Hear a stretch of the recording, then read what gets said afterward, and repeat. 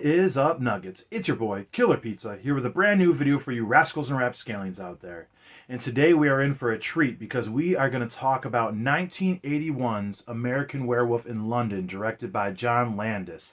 Now, I know I promised you guys I was going to put this out last Sunday. I've been trying to put out extra videos the whole month of October, and Sunday at noon is my normal time.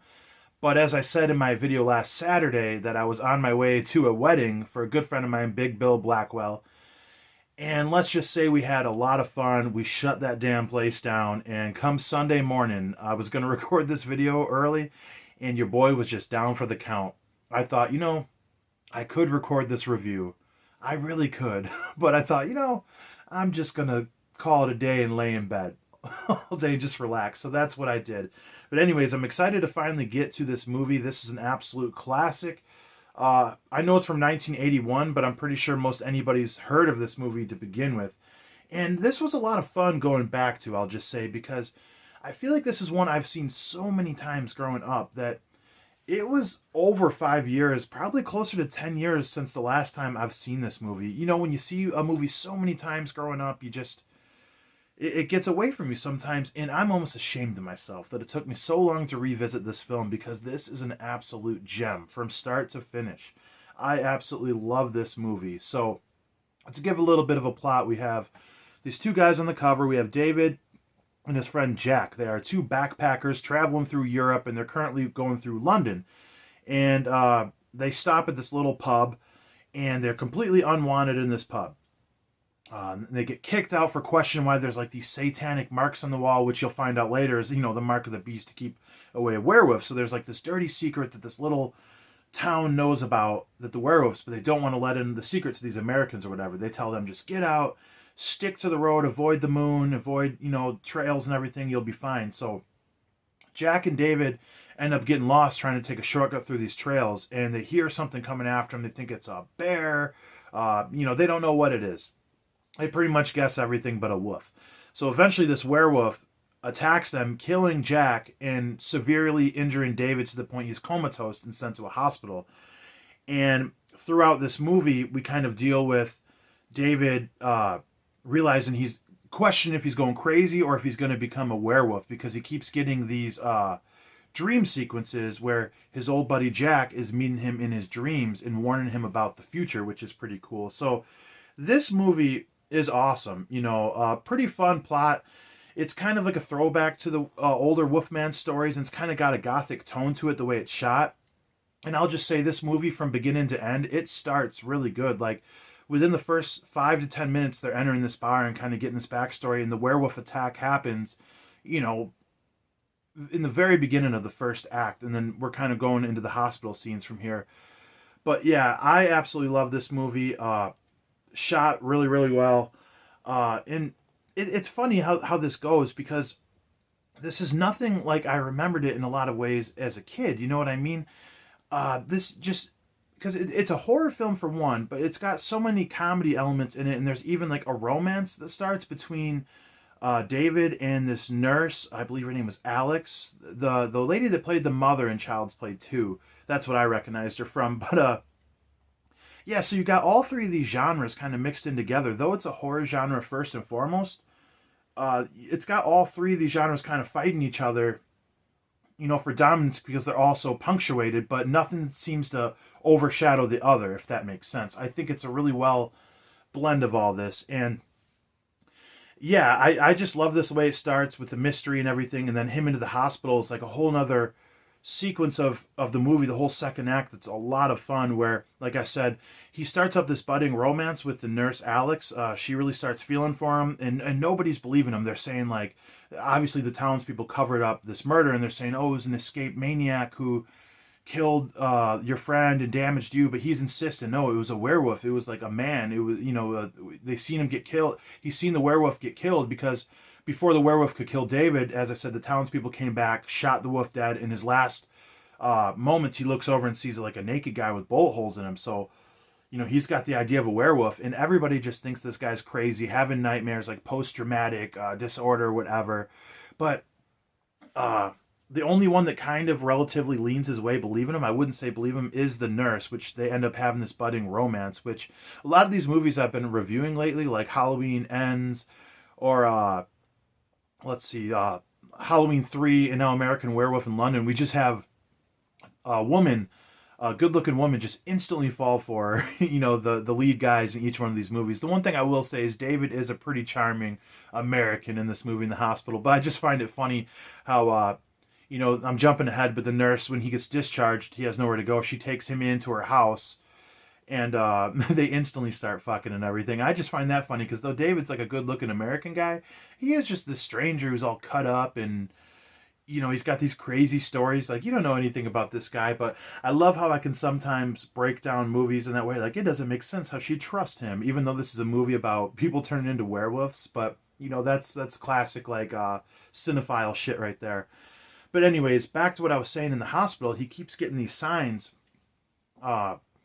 of like these dreams he's having, and he keeps seeing his friend Jack show up, which is one of the first times we get to see the great special effects from Rick Baker. I know he won a lot of awards for this film for his effects. I'm not sure under what like award ceremony he won, but it was very unheard of at the time for like special effects, especially in a horror movie in 1981, to win such awards, to get such high praises. I feel like a jackwagon for not knowing what exact awards, but anyways, yeah, he's having these dreams where his buddy Jack is talking to him in the dreams, and this keeps reoccurring all the way till the next full moon. And each time you see Jack, he's more and more decayed like a zombie. And pretty much the message he's telling him is, since David was bitten and survived, he is the new werewolf.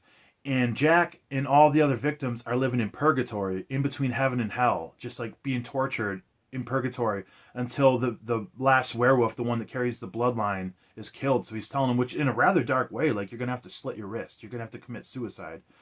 So he's going to have to kill himself to,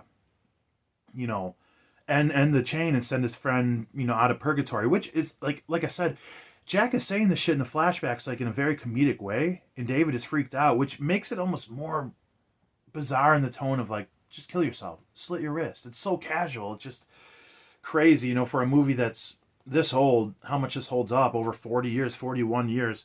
Yeah, and there's some dream sequences you have that are pretty wild. Him like running through the woods naked, hunting and eating people and shit. But the one I forgot about as a kid, which was the craziest shit to me, it's a dream sequence of him back at his house. He's got his little brother and sister watching TV, the dad on the couch, the mom doing dishes, like the old days.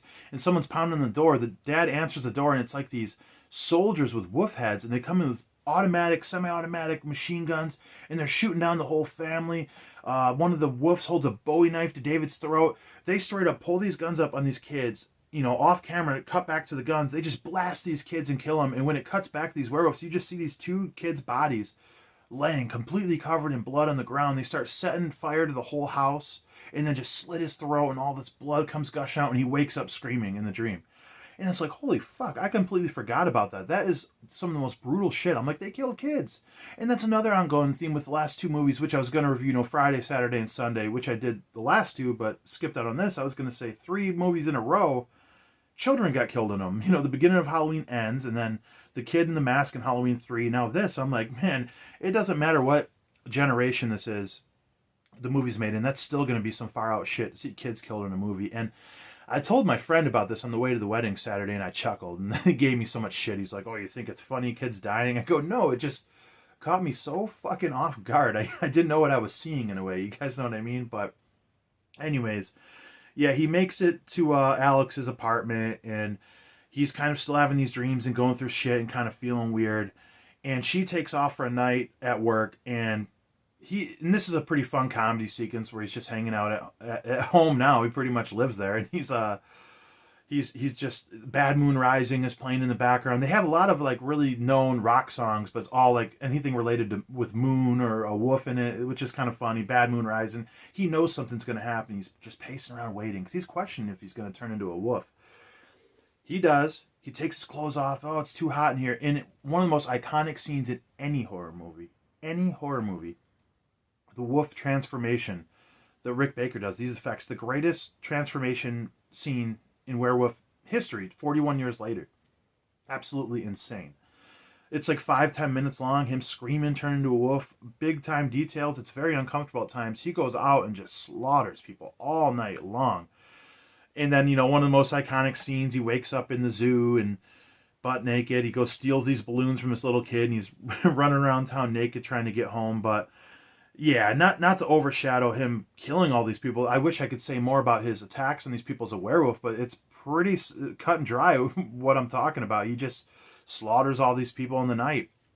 It's pretty vicious shit. And then he comes back and he's completely losing it. And there's another element I like of this. The doctor, he wasn't very likable in the beginning, the main doctor, because he didn't believe David at all. But then for some reason he gets feels weird about it. So he goes back to this pub while all this is going on and questions these people. One of the locals ends up telling him the truth about the werewolves, and he believes in David. So he gets a hold of Alex and tells her, you gotta get a hold of David. He's back in my house. She's at work. We have to get him and, get him, contained or whatnot, because, he's a monster. He believes him now. So the rest of this movie is them trying to get David help, and he's completely lost at this time. He meets back up with Alex. He's one of the funniest parts. I mean, it's topical because Queen Elizabeth just passed away, where he goes up to this cop, or whatever you call him in England. He's trying to get arrested and locked up because he doesn't want to hurt anybody else. And he's like, Queen Elizabeth looks like a man. Prince Charles is a... Which I can't say in the video, it didn't age well, but he's just yelling all this stuff out, making a scene. And the cops still won't arrest him. So he's pretty much just freaking out, trying, he's telling the girl, and it's kind of sad. He's like telling her, just leave me the F alone and all this. He takes off, and this is towards the final scene where he sees Jack. And he takes him into like this X-rated movie theater, and he's having his final dialogue with him about how he needs to kill himself because there's going to be another full moon tonight. And now you see all the other victims that he had sitting in the theater with him. So good makeup effects on them. They're all giving their 2 cents on why he should kill himself. Everybody's got a different demeanor, which is kind of fun about it. So yeah, he turns into a werewolf for the final time in the theater. Starts killing people in there. He goes onto the street, which probably the second most iconic shot of the whole movie, when he is running around by the movie theater in public and all the cops are showing up. It's just pure pandemonium, like Gorilla Monsoon used to say. And he ends up going back into this little alleyway. They got him kind of back down with all their high, power weapons. And with a movie that had humor, horror, romance in it, this is such a sad moment in the movie you wouldn't expect. That Alex comes down and gets face to face with him, and he's kind of tentative, like he's evil now, he's the wolf, he's going to attack, and she's just teary-eyed. David, we're trying to help you, we're trying to help you. Then the cops just unload. Just kill him, and then when you get killed as a werewolf, you go back to human form, and he's just laying there naked on the ground bleeding. So a lot of the people that didn't believe in werewolves see him like that. They all seen it with their eyes. They can't believe it. And then in one of the most surprisingly sad moments of a movie like this, Alex is just crying, weeping over him laying there dead, just upset that he died. And then just credits hit. And I'm not always a big fan of movies that end that abrupt, but sometimes movies outwear their welcome with how long they carry on after like the explanation point, which that's definitely what it was in the film. And I won't lie, I got a little teary-eyed watching that. I didn't drop a tear, but my eyes watered. I was like, man, that is fucking sad. That is sad. But overall, like, what an amazing story. And I know I ranted and rambled. I wasn't sure where to go with this one necessarily, but unbelievable movie, you guys. Unbelievable. I can't believe it took that long to rewatch this. I know my buddy Tim is a big fan of this movie. Shout out Tim. This movie fucking ruled. I could see myself rewatching this every year now. It just hit me the right way, and I can't believe it took so long for me to rewatch this. I highly suggest checking this out. 100%. This is I always knew this was one of the greatest horror movies of all time, but when you finally get back to something you haven't seen so long, it really just opens your eyes again. I was just blown away by how much I love this movie. Yeah, and gotta say, beautiful Arrow Video release. Obviously, I'll show you guys that. And same as always with these Arrow Video releases, if you're a fan of the original artwork, they have the reversible slip, which that's iconic. That's classic video store stuff right there. And let me just show you guys. I'll pull this out so the glare isn't too bad. Look at all these special features for this Blu-ray. That's why you need to stick to physical media. That's why you need to stick to boutique labels. This has 2 feature-length documentaries on here too. I started one of them. I would like to finish it and watch both really, but so much on my watch list. Yeah, only thing I regret about this purchase is I wish I would have picked up the 4K, because that, I hate double dipping, but that's got to look so good, that 4K. But anyways, guys, I can't say enough about this film. Sorry it took me so long to put it out, but you know how shit be sometimes. But yeah, American Werewolf in London, very very atmospheric for the time of year. You know, this is a really good one for Halloween. And yeah, I understand I didn't necessarily say my pros and cons. I don't think I necessarily need to on a film like this. It was so good. I think it's just worth a watch. You know, if I gotta say it, like atmospherically, the way it's shot with the city, or just like in the countryside, or in the gothic tone to it, the way it was shot, the scenery was amazing. They had really fun music in this. Every character was really likable. It had some good tension, caught you off guard at times. To be quite honest, guys, I can't think of a single thing about this film I didn't like. I loved everything about this. Unbelievable. 2 thumbs up. So, yeah, check this one out, guys. Anyways, I guess not much more to say about this. I'll quit rambling on, ranting and rambling. But anyways, hopefully everybody's doing good out there. Hopefully everybody's having a fun Halloween season. Yeah, let me know in the comments if you've ever seen this movie. If you have any other suggestions for werewolf movies or any other movies in general, let me know what your favorite part of this film was. Like, comment, subscribe, share, all that jazz if you'd like. I'm just happy you stuck around this long to watch the video. Hopefully you guys enjoyed. Like I said, hopefully everybody's doing great out there. Other than that, blood, guts, gore. I'll check you guys next time.